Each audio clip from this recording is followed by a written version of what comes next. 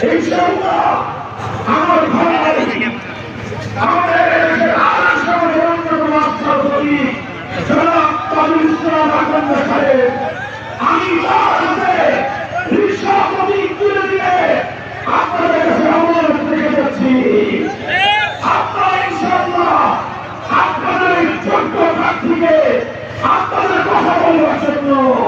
বঞ্চিত মানুষের অধিকার আদায়ের জন্য ইসলামের কথা বলবার জন্য বাংলাদেশের জাতীয় সংসদে নির্বাচিত প্রেরণ করবেন। প্রস্তুত থাকবেন ইনশাআল্লাহ। ইনশাআল্লাহ সেই গ্রাম আন্দোলন শুরু হয়েছে ইনশাআল্লাহ আমরা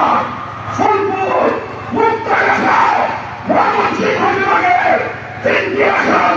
কর্মকাণ্ড দুর্গাপুর সহ বাংলা এই এলাকায় ইসলামের প্রতি মানুষের এই প্রতীকের প্রতি দেশ এবং জনগণ